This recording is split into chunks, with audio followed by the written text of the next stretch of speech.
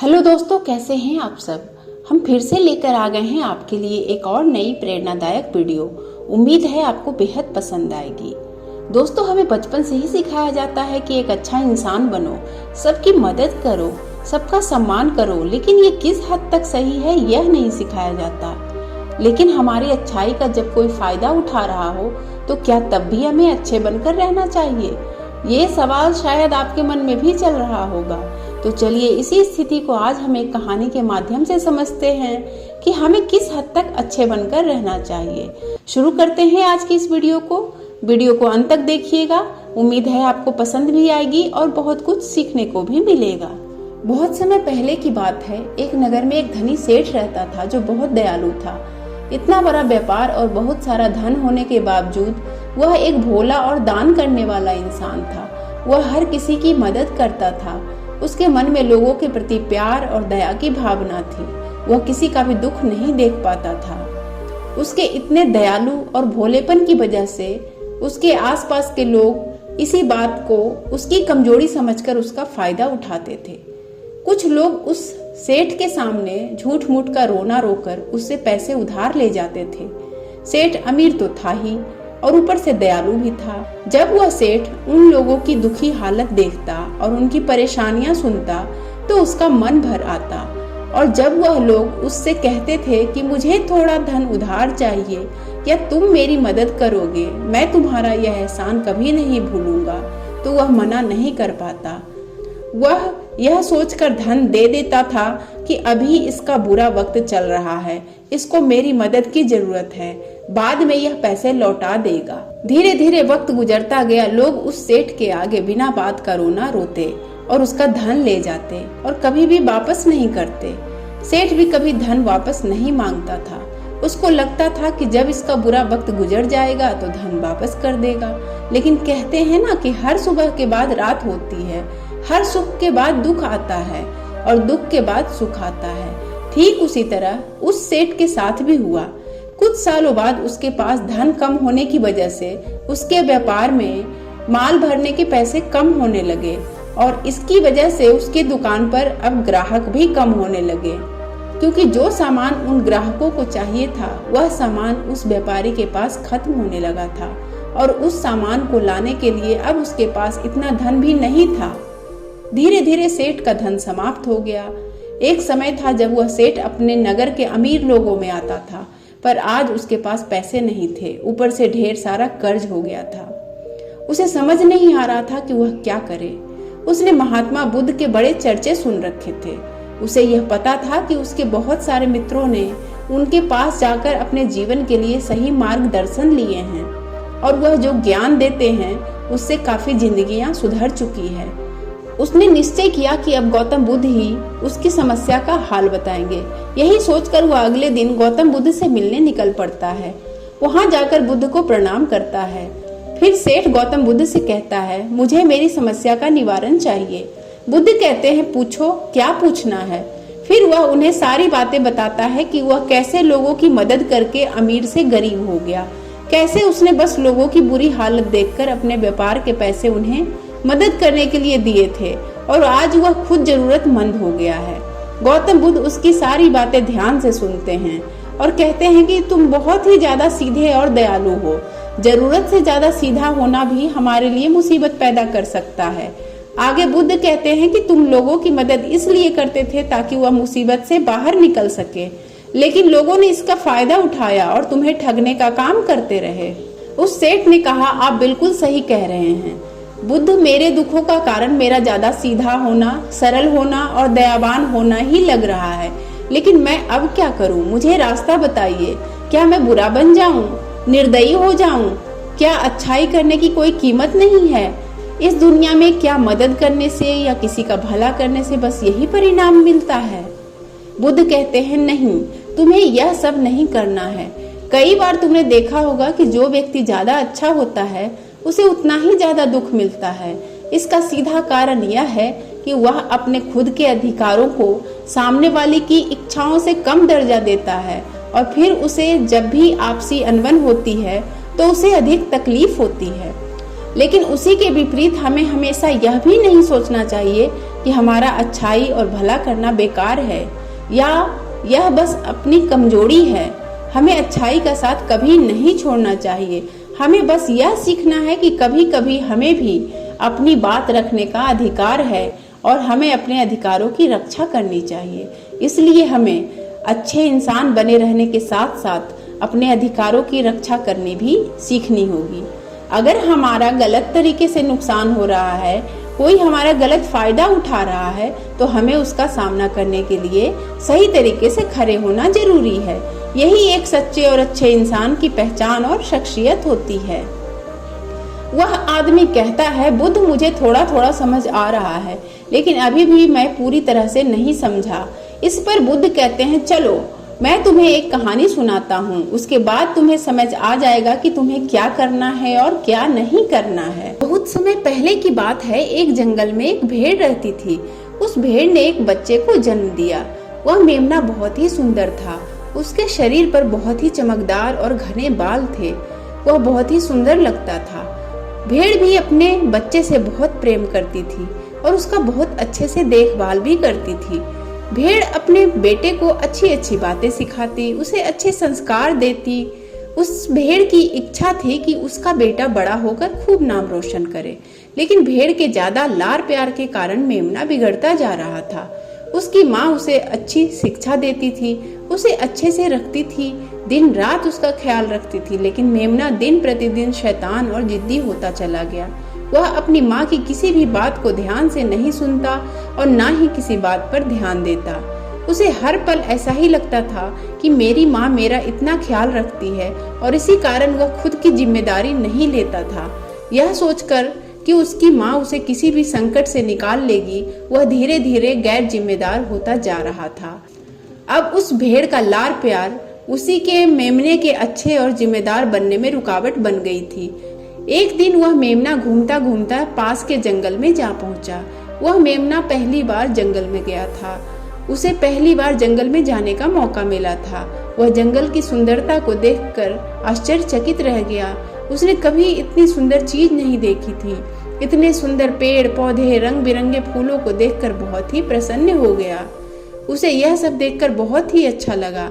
उसने झाड़ियों के कुछ पत्ते खाए। जैसे ही उसने पेट भरने के लिए पेड़ों की पत्तियां खाई, उसको यह पत्तियां बहुत ही स्वादिष्ट लगी। अब तो वह मेमना रोज जंगल में जाने लगा और वहां जाकर पेड़ पौधों को नुकसान पहुंचा रहा था। उसने पेड़ों की पत्तियां तोड़ी, उनके फूलों को नोचा, फूलों को खाया और कुछ को तोड़कर जमीन पर गिरा डाला। लेकिन जब उस मेमने की माँ को यानी भेड़ को इस बारे में पता चला कि मेमना हर रोज जंगल जाता है, तो वह घबरा गई और मेमने को अपने पास बुलाकर समझाने लगी कि तुम जंगल में मत जाओ, वहाँ पे बहुत सारे जानवर हैं, तुम्हारे ऊपर हमला कर देंगे, तुम्हें खा जाएंगे। लेकिन माँ की बात का उस पर कोई असर नहीं हुआ, बल्कि वह मेमना अपनी माता से कहने लगा कि माँ, जो मेरे सामने आएगा वह मुझसे जमकर मार खाएगा, फिर वह बहुत पछताएगा। इसके बाद मेमना फिर से जंगल की तरफ भाग गया। उसे अपनी माता की बताई हुई बातें झूठी लगने लगी। हर रोज की तरह उस दिन भी वह उछल कूद करने लगा और पेड़ पौधों की पत्तियां तोड़कर खाने लगा। कभी फूलों को तोड़ता, कभी पेड़ों को खूब नुकसान पहुंचाता। लेकिन उस दिन उस जंगल में एक शेर पहुंचा। वह शेर बहुत ही ताकतवर था, लेकिन ताकतवर होने के साथ वह दयालु भी था। उस शेर का मानना था कि कमजोर प्राणियों को नुकसान पहुंचाना ठीक नहीं है। शक्तिशाली होने का मतलब यह नहीं है कि मैं किसी कमजोर प्राणी पर शक्ति का प्रयोग करूं। वह शेर उस जंगल में घूमने लगा। घूमते घूमते वहां पर पहुंचा जहां पर वह ना समझ मेमना शैतानी कर रहा था। शेर उस मेमने को देखकर आश्चर्य में पड़ गया। शेर ने सोचा कि इस मेमने को किसी खूंखार जानवर का डर क्यों नहीं है।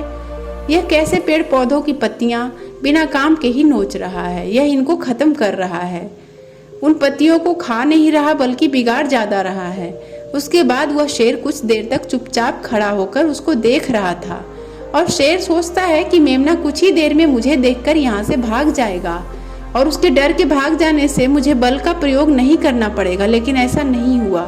शेर बहुत देर तक खड़ा रहा और वही इंतजार करने लगा कि मेमना यहाँ से कब जाएगा। लेकिन मेमना तो भोजन करने में व्यस्त था। उसे शेर का कोई ख्याल ही नहीं था। मजे से पेड़ पौधे की पत्तियां नोच रहा था, उन्हें खा रहा था और सब कुछ बेकार कर रहा था। जब शेर ने देखा कि मेमना उसे देखने के बाद भी वहां से नहीं जा रहा है तो खुद वह मिलने उसके पास आता है और वहां जाकर बोला, सुनो बच्चे, इस जंगल में फूल पत्तियों को नुकसान क्यों पहुंचा रहे हो? तुम्हें जितना जरूरी है तुम्हारे भोजन के लिए बस उतना ही तोड़ो। तुम बहुत फूल पत्तियां यूं ही नष्ट कर रहे हो। अगर तुम इन पेड़ पौधों की इन फूल पत्तियों को नुकसान पहुंचाओगे तो तुम अच्छे बच्चे कैसे बनोगे? अच्छे बच्चे कभी भी इस तरह जंगल में आकर पेड़ पौधों को नुकसान नहीं पहुंचाते हैं। तुम्हारी माँ ने तुम्हें अच्छा बच्चा नहीं बनाया। शेर की बातें सुनकर वह घमंड से बोलता है, तुम्हें अच्छे बच्चे बने रहना है तो तुम बने रहो। मैं तो जैसा हूँ वैसा ही ठीक हूँ। मैं वैसा ही रहूंगा जैसे मुझे रहना है। शेर हैरान हो जाता है, लेकिन फिर शेर उस मेमने को बच्चा समझकर माफ कर देता है, क्योंकि शेर नहीं चाहता था कि उस बच्चे पर हमला करना पड़े। तुम खतरनाक तो कहीं से नजर नहीं आते। चलो जी, यहाँ से बड़े आए खतरनाक बनने। तुम मेरा दिमाग ज्यादा मत खराब करो, चले जाओ। यहाँ से अपना रास्ता नाप लो और मुझे इन फूल पत्तियों को खाने दो। यह कहकर वह घमंडी मेमना पत्तियां खाता हुआ आगे चला गया और शेर उसे बस हैरानी से देखता रह गया। तभी वहां पास में ही झाड़ियों के पीछे एक लोमड़ी छुपी हुई थी। वह लोमड़ी शेर और मेमने की सारी बातें सुन रही थी। उस लोमड़ी को शेर राजा की इस तरह बेइज्जती बर्दाश्त नहीं हुई, तो वहां से झाड़ियों से निकलकर शेर के पास आ पहुंची और शेर के पास आकर बोली, क्षमा कीजिएगा महाराज, आप तो इस जंगल के महाराज हैं, इतने बलशाली हैं। आप चाहें तो इस मेमने को 2 मिनट में मजा चखा सकते हैं और उसे आपका अपमान करने से रोक सकते थे। फिर आपने कुछ भी क्यों नहीं किया? इस पर शेर ने कहा, मैंने उस बच्चे का भला सोचकर मुझे ऐसे ही किसी बच्चे को अपनी ताकत का शिकार नहीं बनाना था। यह सब सुनकर लोमड़ी बोली, महाराज, लेकिन आपके इतने सीधेपन और दयावान होने के कारण ही तो उसमें इतनी हिम्मत भर गई। वह आपके सीधेपन का गलत फायदा उठा रहा है और जंगल में इधर उधर घूम रहा है और पेड़ पौधों को नुकसान पहुंचा रहा है। मुझे पता है कि कमजोर प्राणी पर हमला नहीं करना चाहिए, बहुत बुरी बात है।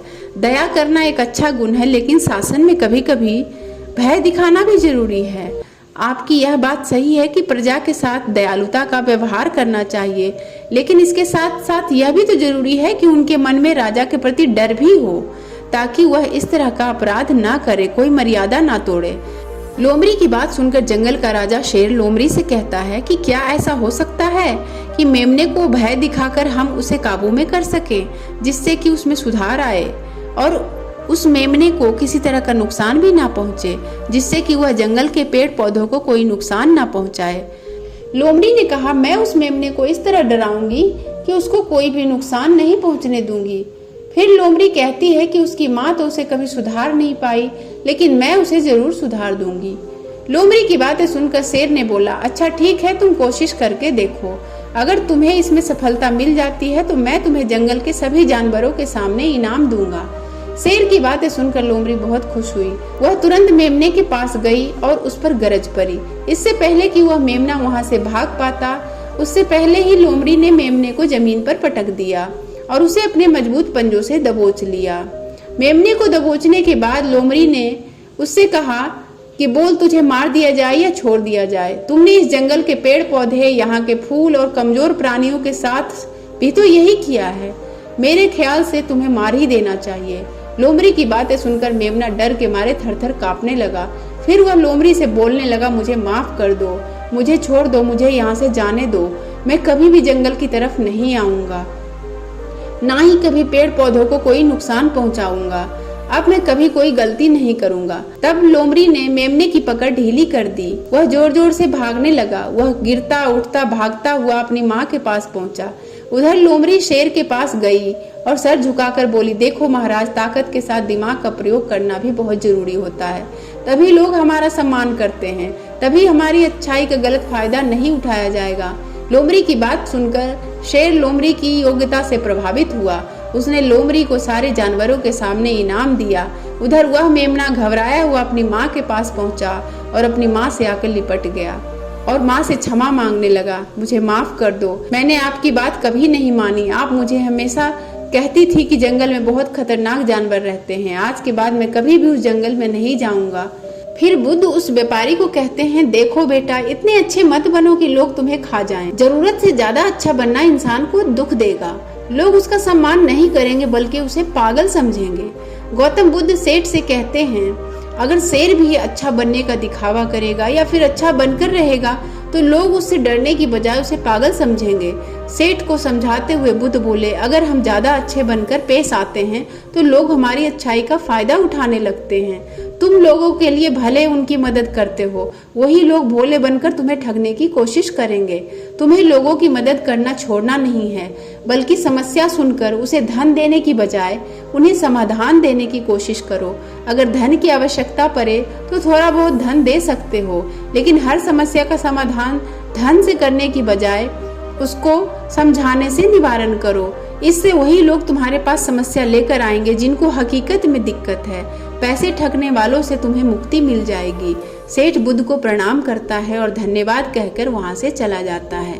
फिर वह वैसा ही करता है जैसा बुद्ध बताते हैं और कुछ ही सालों में वह पहले जैसा धनवान बन जाता है।